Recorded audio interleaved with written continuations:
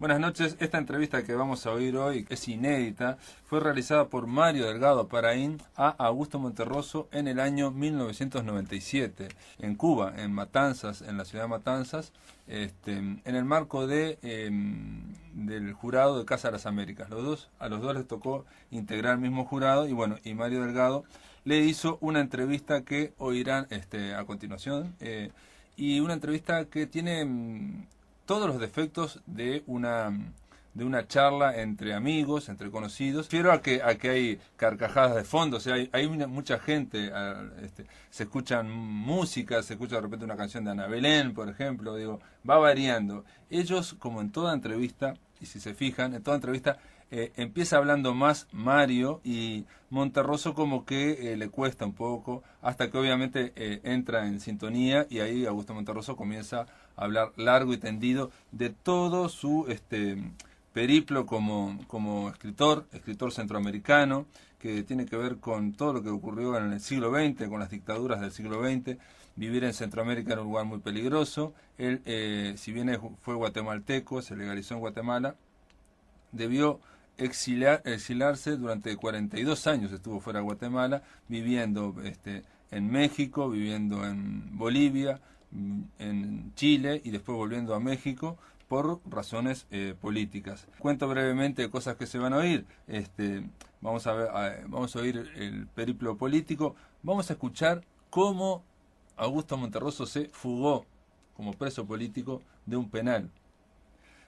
Vamos a escuchar acerca de su estética, del cultivo del arte de la brevedad, del humor, él aclara que no es humorista, del gusto y del disgusto de escribir, y bueno, va a analizar el panorama América Latina y sobre todo el boom latinoamericano, que fue lo que quedó, que fue lo que restó de eso. Sí. Una característica de Monterroso, y él aclara bastante, es que ninguno de sus libros se parecen entre sí, cada libro cultiva géneros distintos, incluso el primer libro de cuentos del año 59, que se llama Obras Completas y otros cuentos, se trataba de 13 cuentos, dice él, que eran muy disímiles entre sí, ¿no? Después pasó 9 años sin escribir, pero bueno, ahí lo va a contar él. Una última precisión, ahora vamos a escuchar la entrevista. Obviamente esta entrevista arranca en frío, digamos, ellos ya están conversando. Cuento un solo detalle, que Monterroso está contándole una anécdota a Mario Delgado Paraín y lo tuvimos que quitar porque estaba bastante jorobada de sonido, pero la anécdota es la siguiente. Dice Monterroso que él, como a todo escritor, pero a él sobre todo le ha pasado, de que se le acerque un lector y que le diga, bueno, mire, yo he leído todas sus obras, me encantó tal. Y a Augusto Monterroso vino una señora de alta alcurnia, ¿no? de aristócrata, le dijo, yo he leído toditas sus obras. Todas, dice, todito. Ah, sí, le dijo él. ¿Y el dinosaurio? Preguntó Monterroso. Y él dijo, esa justo voy por la mitad. Fábulas son ya, se consideran universales. Bueno, sí han sido traducidas a muchos idiomas. Sí, ¿verdad? Sí. Mira, la semana pasada me llegó una traducción de Finlandia. ¿De Finlandia? Sí, al finlandés, de la oveja negra y demás. Sí. Y está traducida al chino y al sueco y a muchos idiomas. Increíble. Sí. ¿Cuántos años hace ya en su escritura? ¿De que las publiqué? Sí. Esto salió en 69. 79, 89. ¿Y cómo? 27 años. 27 años. Bueno, si todos mis libros son muy viejos. Por ejemplo, el de cuentos, obras completas, los cuentos salieron en 59. Lo que sucede es que creo que ha sido una presencia tardía, ¿verdad? Porque en nuestros países de Centroamérica para abajo, pues no han llegado los libros. Las editoriales mexicanas pues llegan poco a Buenos Aires, a Montevideo, a Chile. Luego hace unos 8 o 10 años empezaron más ya, unos 15 años, empezaron a publicarme en España, ¿no? Pero también de una forma, pues más bien casi hasta secreta, ¿no? Sí. Y nunca he sentido yo que en estos países del sur existieran mis libros mucho. Es Pero increíble. parece que está sucediendo. Sí, sí, sí, sí. Sí. Sí. Sí, porque hay una decantación natural, una selección natural de lo que se considera Sí. absolutamente genuino, ¿no? A mí siempre tuve la curiosidad, como escritor incluso, ¿no? De cómo nacieron las fábulas, cómo se te ocurrió recurrir a esa fórmula de Sí, mira, yo la martiniana. pasé, bueno, yo siempre he escrito muy poco, siempre ando buscando cambio de géneros, casi ningún libro mío se parece al otro, ¿no? Y lo primero que publiqué fueron cuentos en México, en 1959 precisamente. Ajá. Pero eran cuentos que yo había venido publicando en muchas revistas y eso que hacemos nosotros,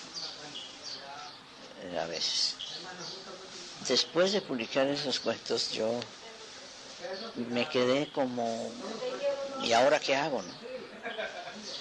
Y pasaba el tiempo y no quería escribir cuentos como los que ya había publicado. ¿Qué temática habías abordado ahí? Pues de todo. De todo. De todo. Es un libro que... Incluso en eso ya yo procuré que los cuentos que había no... En ese libro, obras completas de otros cuentos, no se parecieran mucho unos a otros. Por no sé qué manía que me ha dado a mí por eso. Como de experimentación, ¿no? Entonces ya había usado formas de cuentos largos, cuentos satíricos, cuento medio poema en prosa, en fin, ahí en ese libro, a pesar de que solo son 13, hay una... 13 son. Sí, pues hay una cantidad de formas. Entonces me quedé un tanto sin género. Nunca pensé ponerme a escribir una novela, ¿no? Y pues pasaba el tiempo, yo buscaba cosas que escribir para cuentos, pero me decía, esta forma ya la usé, esta ya la usé y esta también.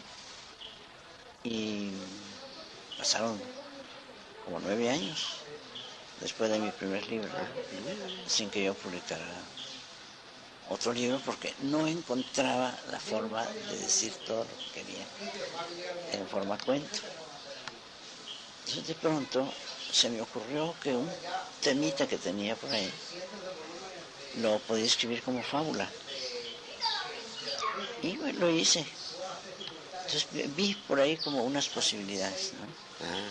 Sí, y hice otra. Pues de pronto ya tenía Un libro pronto. tanto como un libro no, pero sí tenía bastantes. Tantas como para animarme a intentar hacer un libro, ¿no? Entonces muchísimos de los temas que tenía. Monterroso tuvo una intensa actividad política en Guatemala, llegó a escribir, a fundar una publicación íntegramente dedicada a la política, haciendo oposición, en un momento, bueno, lo exilian, y en otro se va a México, y en otro momento, pues, estas cosas que pasan, se produce una revolución democrática, un gobierno progresista encabezado por Jacobo Arbenz, que estuvo unos 8 o 9 años, y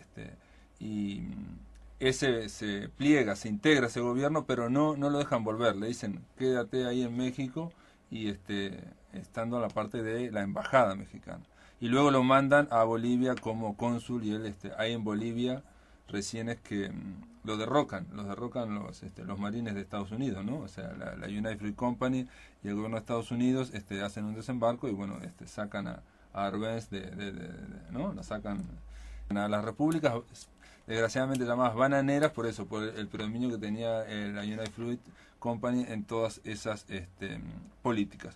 Pero bueno, después habla de América Latina, del boom, etcétera.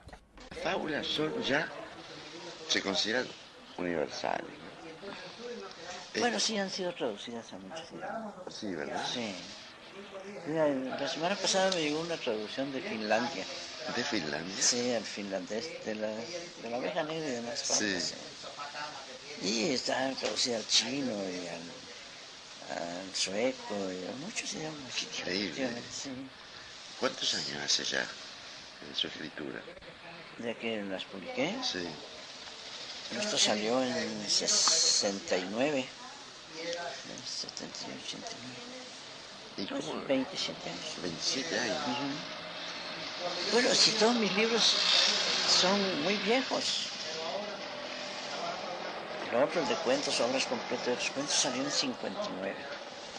Lo que sucede es que creo que ha sido una presencia tardía,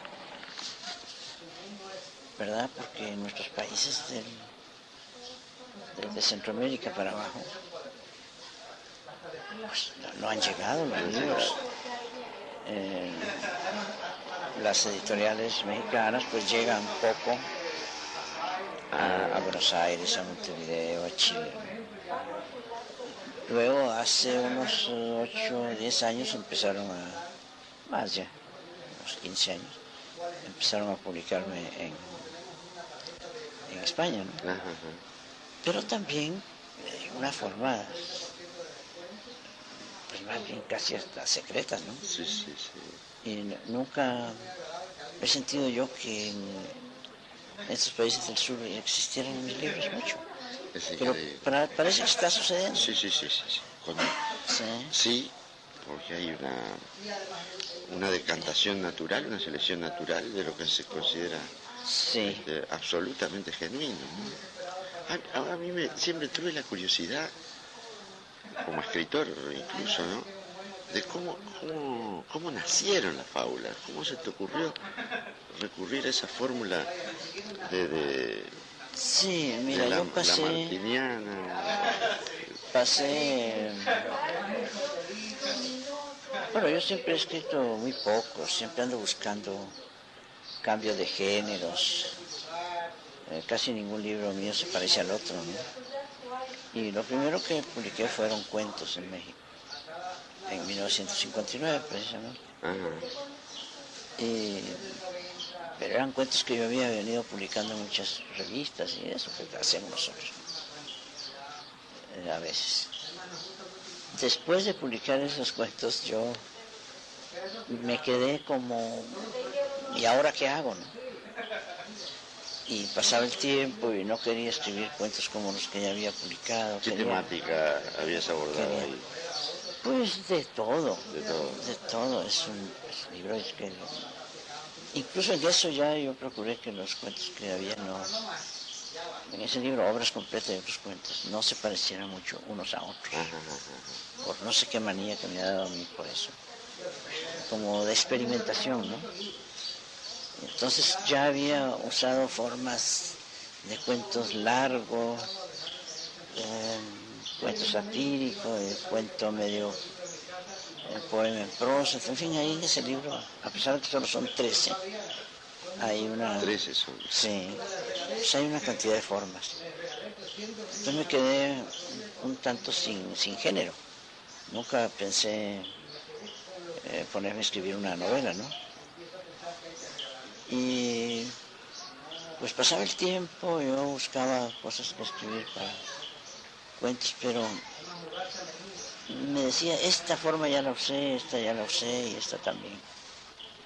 Y pasaron como 9 años después de mi primer libro, sin que yo publicara otro libro, porque no encontraba la forma de decir todo lo que quería en forma cuento. Entonces de pronto se me ocurrió que un temita que tenía por ahí lo podía escribir como fábula. Y bueno, lo hice. Entonces vi por ahí como unas posibilidades, ¿no? Sí, y hice otra.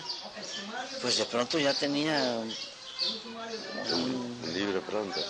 tanto como un libro no, pero sí tenía bastantes. Tantas como para animarme a intentar hacer un libro, ¿no? Entonces muchísimos de los temas que tenía. ¿Te preocupaba solo hacer algo distinto a lo que habías hecho antes, solamente? ¿O buscabas una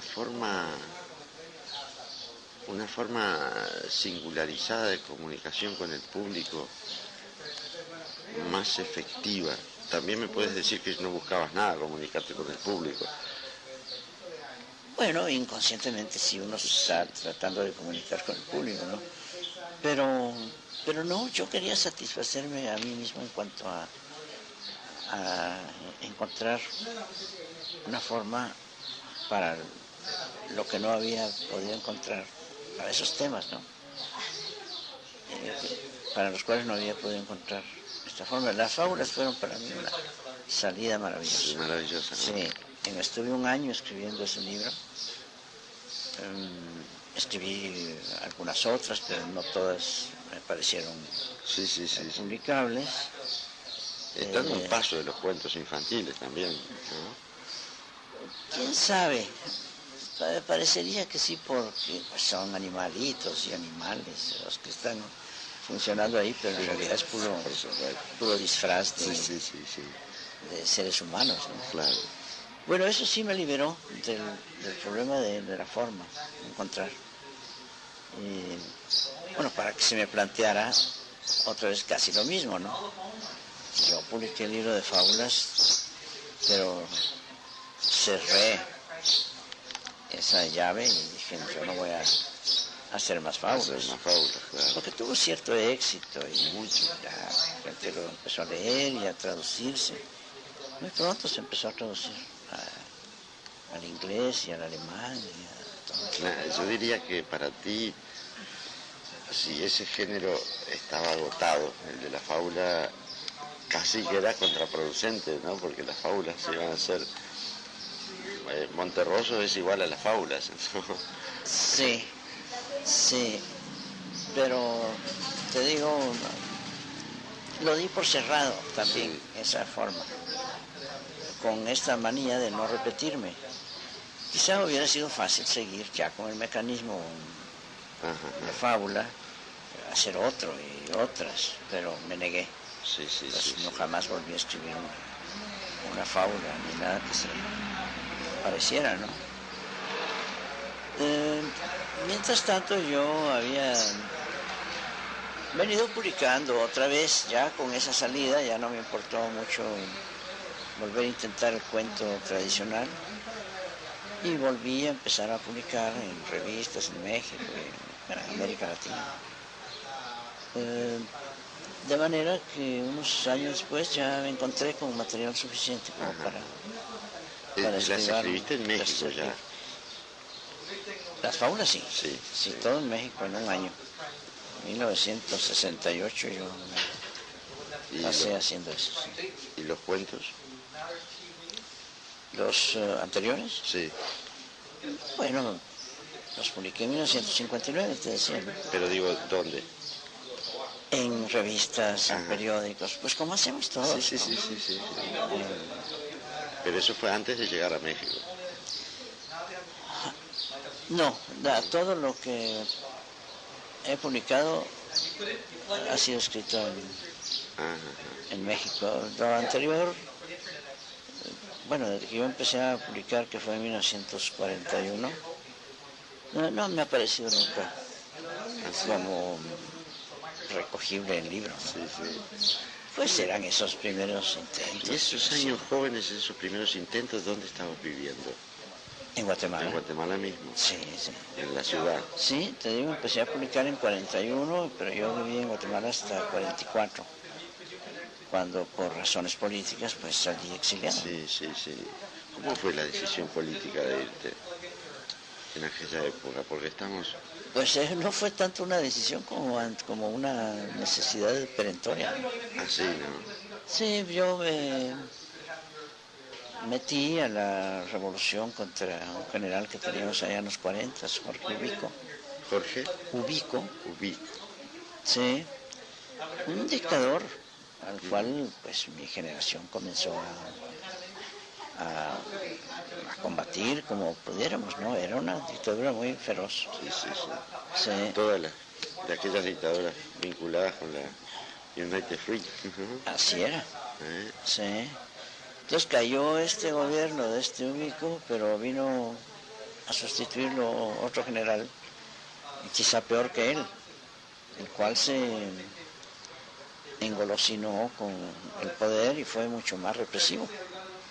Quizá este general, como representante de unas fuerzas negativas, vieron un peligro real en lo que estaba sucediendo en Guatemala, ¿no?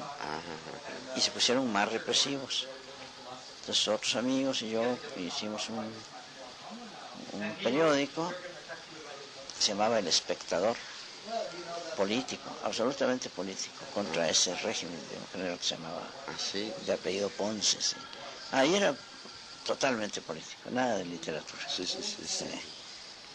Hacíamos revistas literarias, pero ese fue puramente político.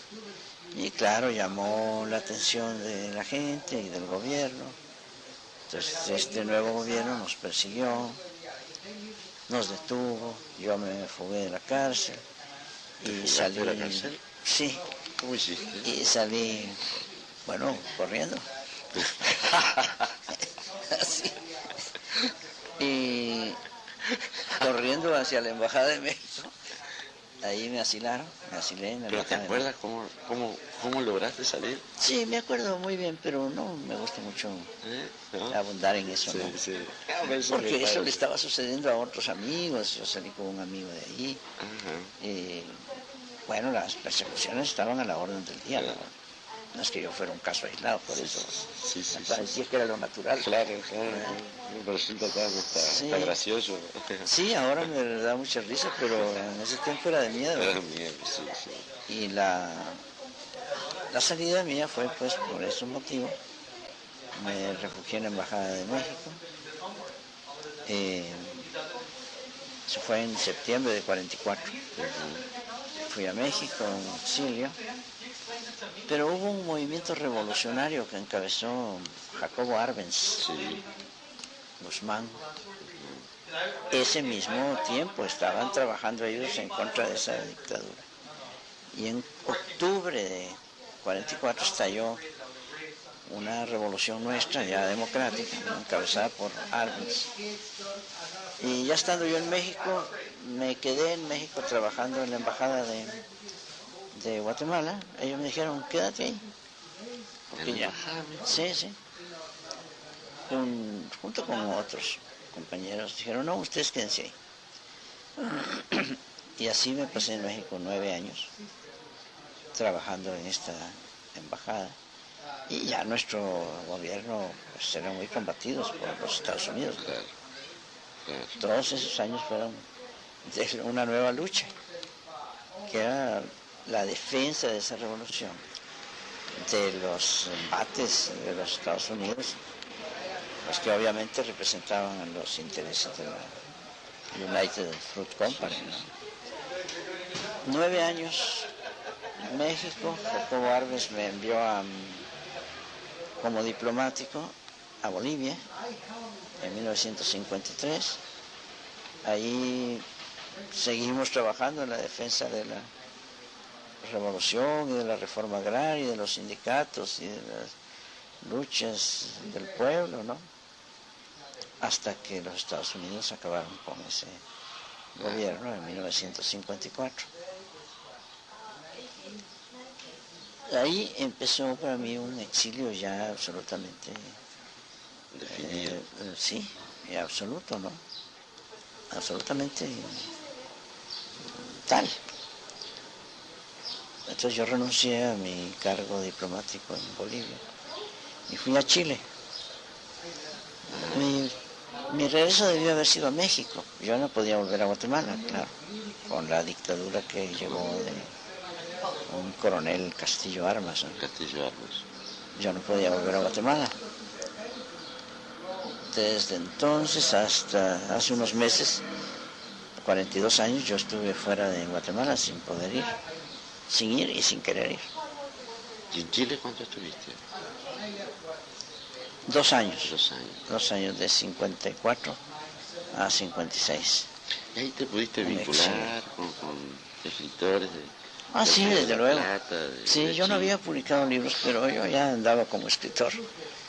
Y mis relaciones con escritores chilenos, pues fueron naturalmente con la gente de izquierda, ¿no? Sí. número uno era Pablo Neruda. Claro. Trabajé con Pablo Neruda. ¿Trabajaste con Pablo? Sí, fuimos bastante amigos. Él, bastante mayor que yo, pero pues, éramos amigos, ¿no? Me acogieron muy bien los chilenos, como a tanta otra gente, ¿no? Muy solidarios, ¿no? Ahí, pues,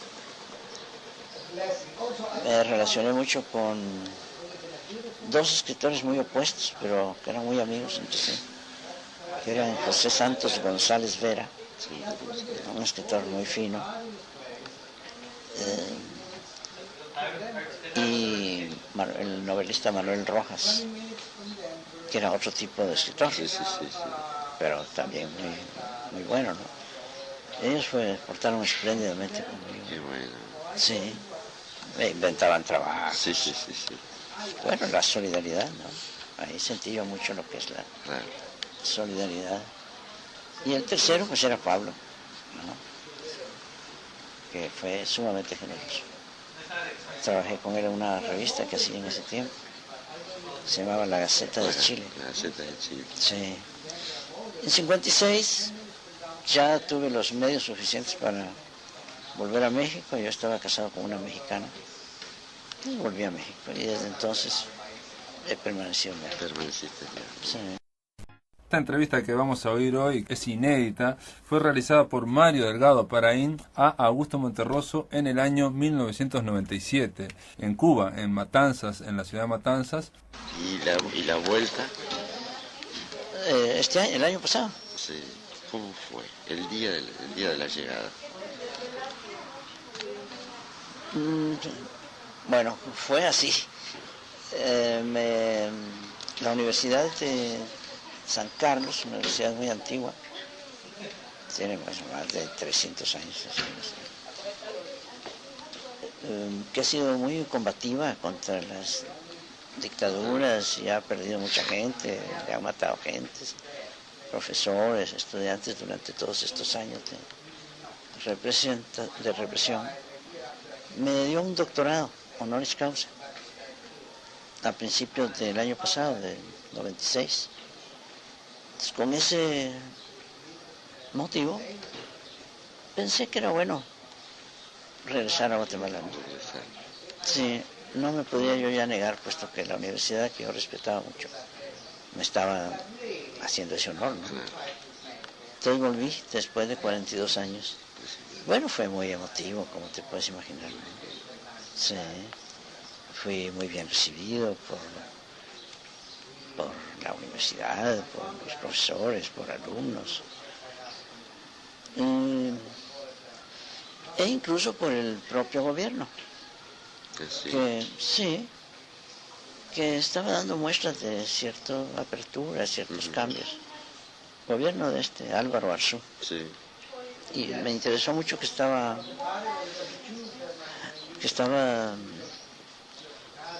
pues en las conversaciones de paz con la guerrilla, ¿no? Claro. Y eso era otro signo que yo veía como propiciatorio de mi vuelta, ¿no?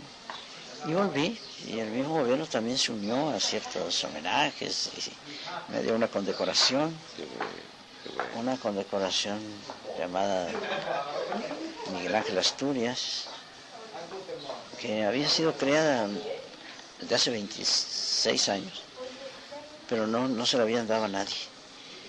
Entonces el Ministerio de Cultura me la dio por primera vez a mí. Sí. Así es que recibí mucho afecto y atención, tanto por las universidades como por el gobierno mismo y la gente, ¿no? ¿Cómo fue el reencuentro? Me imagino que habrá sido a donde habías vivido, a tu casa. Hasta donde pude, porque fue muy breve, unos 5 o 6 días nada más. Ajá. Y entre un homenaje, y el doctorado y la condecoración y cosas oficiales que se fueron presentando, pues apenas tuve tiempo de ir a mis viejos lugares, ¿no? ¿Y hubo algo que te impresionó? ¿Perdón? ¿Hubo algo que te impresionó de esos brevísimos. Bueno, los hechos mismos, ¿no? Sí, Yo sí, estaba sí. muy impresionado y yo no me imaginaba que iba a ser todo aquello. Claro, Como claro. fue, pensé que la ceremonia de la universidad pues iba a ser una cosa pequeña, y llegaron más de 1000 gentes.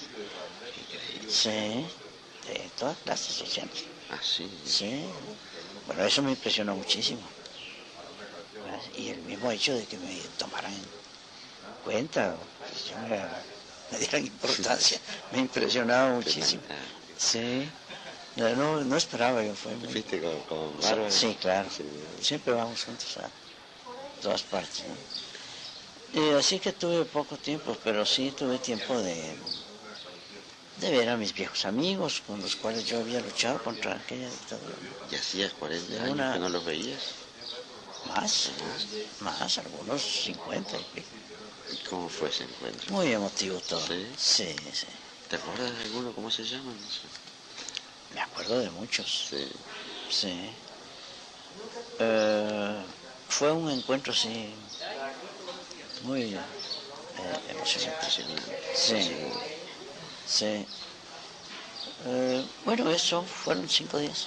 Y ahora, en esos días me invitó también el presidente Arzú a asistir al acto de la firma final de la paz entre la guerrilla de Guatemala y el gobierno de él, ¿no? ¿Estuviste en la misma Sí, ceremonia de la firma? sí, hace unos días, hace 15 días.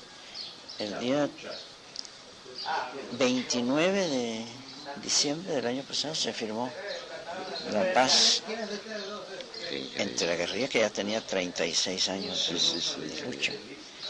Entonces fui yo pues, invitado por ambas partes, por la parte oficial y por la Unidad Revolucionaria Nacional Guatemalteca, se llama URNG. Sí, por ambas partes llegué yo invitado ya. Y eso fue doblemente emotivo, ¿no? Eso era Sí, Guatemala. incluso viajé con ellos en un avión especial, con los 4 comandantes guerrilleros, ¿sí? Que volvían por primera vez a Guatemala con sus propias identidades, ¿no? Sí, sí, sí. Y fue muy emotivo también. Sí. Sí, tremendamente. El pueblo, el aeropuerto los recibió con un enorme entusiasmo. Vivas, vítores. Muy emocionante. ¿Recuerdas alguna anécdota del viaje con ellos? ¿Alguna frase que te hayan dicho? No, sencillamente pues, yo conocía a la mayoría de ellos y íbamos como amigos, ¿no? Claro. Sí. Bueno, eso fue ya para cerrar todo esto que te he dicho, esta síntesis desde mi salida de Guatemala hasta el regreso, ¿no? Fantástico. Muy emocionante, un año. ¿Te gustaría radicarte definitivamente allí? Bueno, lo he pensado, sí, pero aun cuando quisiera, no es fácil. No es fácil. Yo ya tengo 52 años de estar fuera de México, ¿no? Tengo hijos en México, y esposa y familia, bueno. ¿Cuántos hijos tienes? 2 hijas, sí. Y tengo nietos mexicanos. Claro. Así Es que está muy hecha mi vida en México. Lo que he pensado es estar yendo y volviendo. Estoy muy cerca de Guatemala, 1 hora y media de avión, ¿no? Claro. Entonces, ir y volver creo que por ahora va a ser la fórmula, ¿no? La fórmula, ¿no? Sí. ¿Cómo ves? Te comunicas muy bien y muy fácilmente con los jóvenes. Sí, ¿Te has dado cuenta? efectivamente, sí. Sí, y quizá porque yo he trabajado con jóvenes en México durante muchos años. Ajá. Bueno, he sido profesor en la universidad, he dirigido talleres literarios. Muchos de los escritores jóvenes en México ahora pues, han sido alumnos míos. Me llevo muy bien con ellos. Y bueno, los que van apareciendo también, me da mucho gusto Sí, sí, sí, sí.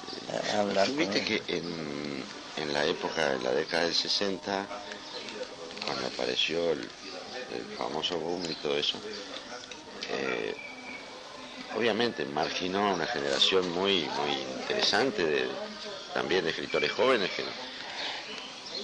pero además también conspiraba la balcanización, ¿no?, de América. Los bolivianos no sabían lo que hacían los uruguayos y viceversa, Sí. los mexicanos tampoco.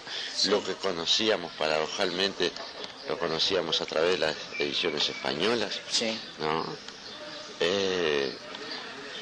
¿Cuál es el resultado que ves hoy de toda esa destilación de la soledad? A ver, dame un ejemplo. Eh, Hoy sospecho que has tenido oportunidad de leer mucho más a escritores de nuestro continente que hace 15 años atrás, ¿no? Y te ha permitido identificar a escritores jóvenes. Y eso le ha quitado homogeneidad a una supuesta literatura latinoamericana, Sí. que fue dibujada solo por el boom, Sí, ¿no? sí, así es. ¿No es cierto? Sí. Entonces yo te preguntaría, ¿cómo la ves hoy a la literatura nuestra? Bueno, yo la veo hoy como la he visto siempre. Es decir, antes del boom, pues ya teníamos escritores espléndidos, ¿no? Sí, sí, sí. No, ni siquiera mencionar nombres. Sí, claro. Y posteriormente lo sigue habiendo. Es decir, el talento literario hispanoamericano ha estado vigente siempre. Y como se sabe, pues, lo del boom, pues fue un fenómeno muy útil en cuanto a que por una serie de circunstancias, algunos autores de esa gran tradición literaria nuestra coincidieron con una cantidad también de cosas que estaban sucediendo en el mundo, la Revolución Cubana, entre otros, ¿no? Sí, sí, sí, sí, sí. Y eso y otras cosas hicieron el fenómeno, para no hablar de la comercialización, Claro, claro. que Es otro tema. puede parecer, uno dice, no, es un fenómeno comercial. No, pero sí lo fue, ¿no? Claro. Bueno, estando ahí todo ese talento y coincidía con todo lo que digo, pues ese es un fenómeno. Pero antes, pues ya los escritores hispanoamericanos no han parado de trabajar bien, ¿verdad? Con ese paréntesis de auge. Sí, sí, sí, sí. ¿Y estás escribiendo para- ahora, Augusto? Sí, Sí. sí, sí, estoy escribiendo. Te diviertes escribiendo, ¿no? No mucho, ¿No? no, me asusta mucho escribir. Sí. Sí, entonces más bien me divierte no hacerlo. Sí, salir corriendo cuando me pongo a hacer algo. Pero siempre he sido así. Ah, sí. Sí, de una producción muy lenta, muy Pero el cuidadosa. sentido del humor juega un papel muy importante ahí, ¿verdad? Pues eso dicen. Sí, sí, sí, sí. Lo tienes en la vida cotidiana. Yo creo que Te sí. ríes mucho. Bueno, espero que sí. Pero de eso a que yo me considere un escritor humorista, No. no. Claro. Ahí, eso que dices tú, un sentido del humor. Pero nunca he escrito nada con el ánimo de que sea una Por literatura supuesto. humorística, ¿no? Sí. Sí. Y te digo, lo que más me sorprende es que ahora haya cierta atención hacia mis cosas. Cuando, como te decía al principio, mis libros han estado ahí. Sí. Son los mismos. Yo no he publicado nuevas cosas. Libros que estaban ahí desde 1959. Y que ahí. 72. 78, 80, allá han estado siempre. Y ahora parece que los están descubriendo. Es así. Cosa que me da, es que me da mucho gusto, ¿no? Es y sobre hermoso. todo me da mucho gusto que me digas lo que me dices de Uruguay, ¿no? En esta parte de La Máquina de Pensar les cuento que vamos a escuchar lo que fue el Festival Internacional Poético Musical que se llama Librera. ¿Qué es Librera? Bueno, es la unión de Santana do Livramento y de Rivera. Es un festival poético musical que organizan Wilson Javier Cardoso y Seña García Ríos. Los invito a escuchar un fragmento. Andrés Estañaro, cantautor y poeta uruguayo. Se dedicó a la música desde su adolescencia. Luego que se radicó en Montevideo, afianzó su veta como compositor. Su vínculo con un nutrido grupo de músicos del canto popular y prestigiosos poetas residentes en la capital uruguaya le permitieron una revalorización de la poesía. Por eso, además de sus propios textos, ya en sus primeras grabaciones como solista, musicalizó a poetas uruguayos contemporáneos. En la década del 90, sus shows adquirieron características multidisciplinarias, involucrando danza contemporánea y dramaturgia junto a actores de teatro independiente. Paralelamente, mantuvo sus conciertos unipersonales. Realizó giras por Portugal, Austria y el norte de España, así como por Latinoamérica. A fines del siglo pasado, comenzó un nexo con Portugal que le permitió estrechar vínculos con grandes referentes de la música portuguesa. Autor del poemario Danza sobre Bordes y de 10 discos de música éditos en Uruguay y uno en Portugal. Integra varias obras musicales colectivas editadas por sellos uruguayos. Entre sus trabajos destacamos su disco Canciones de la Guerra Civil Española. Desde su triple condición de mujer, negra y poeta, se integra a esta edición virtual del Festival Librera la escritora brasileña Rita Santana.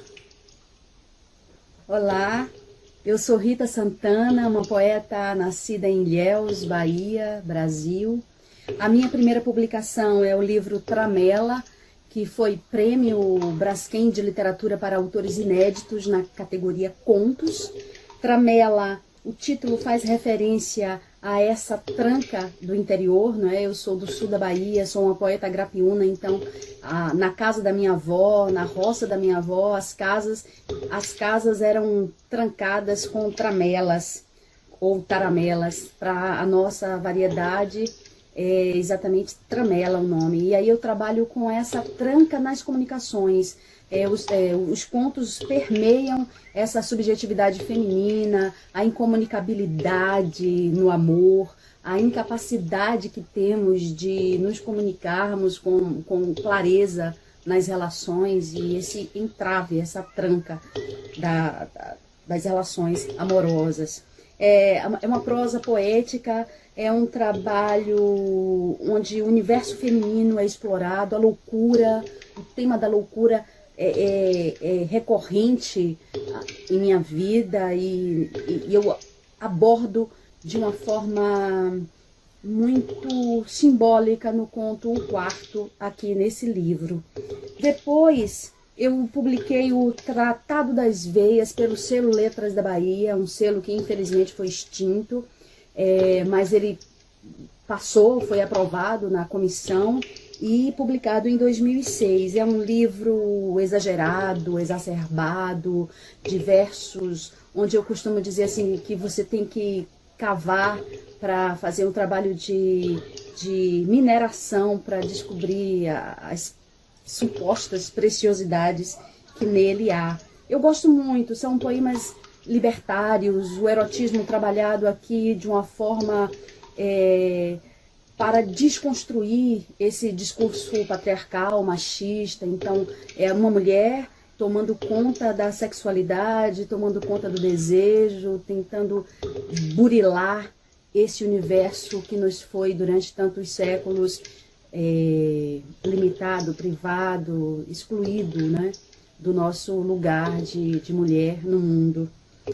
Depois eu tenho a publicação do livro Alforrias, que é um livro muito caro, assim, eu acho que é o livro preferido dos meus leitores. Os meus leitores sempre falam dele, buscam esse livro, procuram na editora. Ele é publicado pela Editos, que é a universidade da minha região. Eu sou uma poeta grapiúna, eu sou de Ilhéus, sul da Bahia. E grapiúna porque eu transito mesmo pelo sul da Bahia durante parte importante, simbólica da minha vida. É um livro com 28 poemas. A capa é do poeta e artista plástico George Pellegrini. É uma capa que traz Frida Kahlo e traz umas cercas de arame farpado, esse diálogo intertextual com os poemas que George travou. E uma honra e um pânico em ter Frida como capa do livro, mas acho que o projeto ficou belíssimo e é uma grande alegria. São poemas curtos, sintéticos, onde eu trabalho muito a música, a musicalidade dos versos, e acho que talvez essa síntese e essa simplicidade do livro é o que realmente encanta os leitores. É um livro que me faz muito feliz, muito feliz. Depois, o último livro publicado é o livro Cortesanias, publicado em 2019 pela Caramurê, uma editora aqui da Bahia. Fernando, o editor, é um artista plástico, então o tempo todo dialogamos muito sobre essa minha paixão pelas artes plásticas. É um livro onde eu dialogo com vozes que me são muito caras nas artes plásticas e também na poesia. Eu dedico o livro a 3 vozes que são marcantes e cuja loucura permeia suas biografias, né? Eu dedico o livro à minha avó, a Daí Virgínia, uma mulher subversiva, uma mulher que sofreu as cicatrizes de uma sociedade machista, patriarcal. Dedico a Lima Barreto, depois de ler o seu Cemitério dos Vivos, onde eu descobri um autor absolutamente dono e senhor de um pensamento muito próprio e revolucionário, que se contrapunha ao pensamento científico da época, a todo o positivismo que permeava aquela sociedade, e sofreu os danos que sofremos ao nascermos negros no Brasil. A outra voz é Cruz e Souza, que sempre me foi caro, desde o ensino médio. É um autor que me marca exatamente pelo trabalho plástico que ele realiza com seus versos. É um autor que sempre me encantou pela forma como ele trabalha com as cores, a forma como ele revoluciona seus versos, o simbolismo que ele traz. Eu me considero uma poeta muito simbolista, então são essas 3 vozes a quem eu dedico o Cortesanias. É um livro onde eu dialogo com artistas plásticos, por exemplo, Georgia O'Keeffe, uma modernista americana que desiste de Nova York e vai morar no Novo México, uma região desértica, e pinta esse deserto e vive esse deserto, e acho que é uma grande metáfora para a vida de uma poeta negra, baiana, né, que ousa escrever num mundo tão patriarcal e machista. Uma pesquisa recente diz que o Brasil é um dos piores países para se nascer mulher. Imagine você nascer mulher, negra, pobre e poeta nesse país. Então, eu sou uma resistente, uma quilombola, uma escritora que escreve com muita paixão e que resiste a esse universo político tão áspero que é o universo político brasileiro, principalmente